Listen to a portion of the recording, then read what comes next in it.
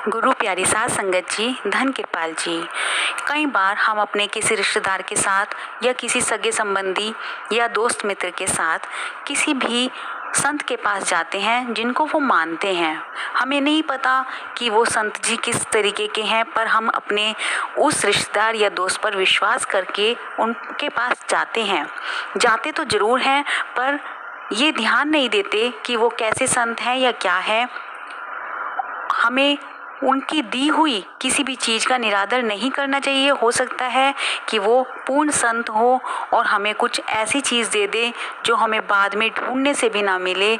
आइए जानते हैं इस वृतांत के साथ। लेकिन अगर हम उस चीज़ को ऐसे ही वेस्ट कर देते हैं, खराब कर देते हैं, तो पता नहीं हमारा क्या नुकसान हो जाए।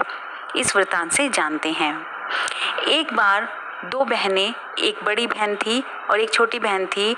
माता पिता ने उनकी शादी करनी चाहिए। बड़ी बहन की शादी तो बहुत अच्छे बड़े घर में हो गई और छोटी बहन की शादी किसी गरीब परिवार में हो गई।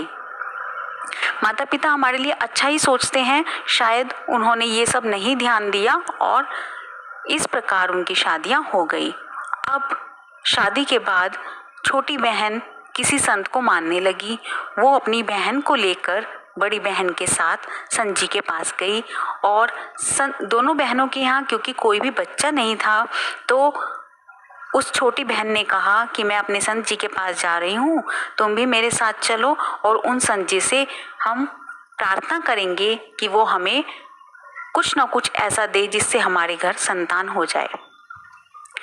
जब इंसान हर जगह से थक हार जाता है तो किसी की भी बात सुनने के लिए मजबूर हो जाता है और वह बड़ी बहन भी अपनी छोटी बहन के साथ उन संत के पास चली गई। अब वहां पर जाकर उन्होंने संत जी के आगे अरदास की कि हे संत जी, हमारे यहाँ पर कोई भी संतान नहीं है। मैं और ये मेरी बड़ी बहन है, इनके यहाँ पर भी कोई संतान नहीं है। कृपया कर हमें कुछ ऐसा आशीर्वाद दीजिए कि हमारे घर संतान आ जाए। तो संत जी के पास उस समय दो छुआरे छोटी बहन को दे दिए और दो बड़ी बहन को दे दिए। बस वही 4 छुआरे रखे थे, उन्होंने वो उनको दे दिए। अब क्या होता है कि छोटी बहन वो छुआरे लेकर और बड़ी बहन भी लेकर घर आने लगी। आते समय बड़ी बहन ने वो छुआरे किसी पेड़ के पास फेंक दिए, क्योंकि वो गई तो थी पर उसे विश्वास नहीं था। आया नहीं विश्वास कैसे आता? कभी कभी हम पहली बार जाते हैं तो नहीं विश्वास आता। तो वो घर आ गई और छोटी बहन ने वो छुआरे खा लिए। अगले साल छोटी बहन के यहाँ पर एक बहुत ही सुंदर और प्यारा बेटा पैदा हुआ, पर बड़ी बहन के यहाँ पर अभी भी कोई संतान न थी। तब बड़ी बहन को भी विश्वास हो चला था कि इन संत जी से कुछ ना कुछ तो फायदा होगा ही।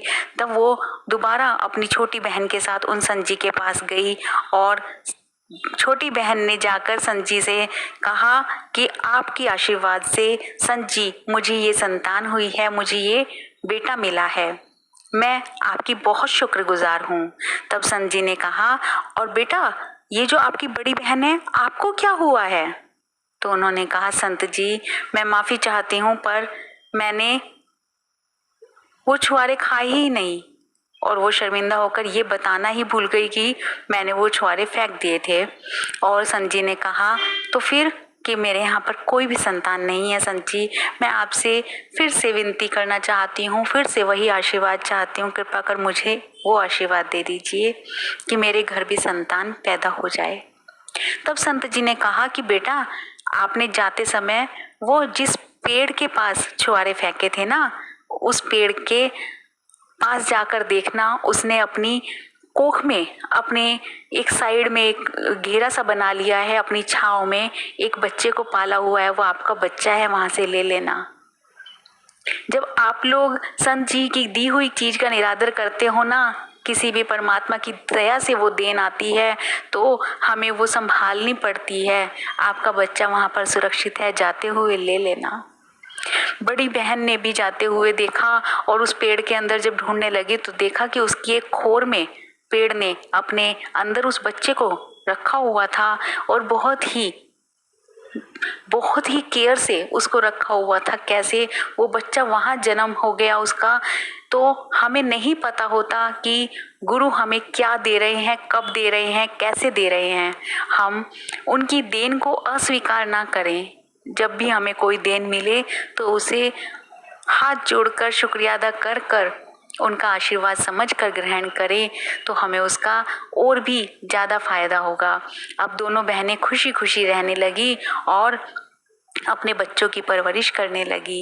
इसलिए यदि हम किसी के साथ भी कहीं भी जाएं तो उनके आशीर्वाद को, उनके प्रसाद का निरादर ना करें। उनके या तो प्रसाद ले नहीं या जाए नहीं, अगर हम गए हैं तो उसका निरादर ना करें, क्योंकि प्रसाद जब गुरु हमें देते हैं तो वो खुद नहीं देते। उनके अंदर उस परमात्मा की देन हर समय वास कर रही है, जो उस समय उजागर हो जाती है, क्योंकि वो तो एक आंख झपकते के साथ ऊपर सचखंड में पहुंच जाते हैं और वहां से वो देन हमें मिलती है, उस परमात्मा से वो देन हमें मिलती है और हम उसको ऐसे ही समझकर फेंक देते हैं, वेस्ट कर देते हैं, इधर उधर उसका निरादर कर देते हैं। हमें वो नहीं करना चाहिए और उस परमात्मा की देन को अच्छे से स्वीकार करना चाहिए, तो हम सबका भला होगा। अगर आपको मेरी वीडियो अच्छी लगती है तो मेरी वीडियो को लाइक कीजिए, शेयर कीजिए और मेरे चैनल को सब्सक्राइब जरूर कीजिए। Thank you.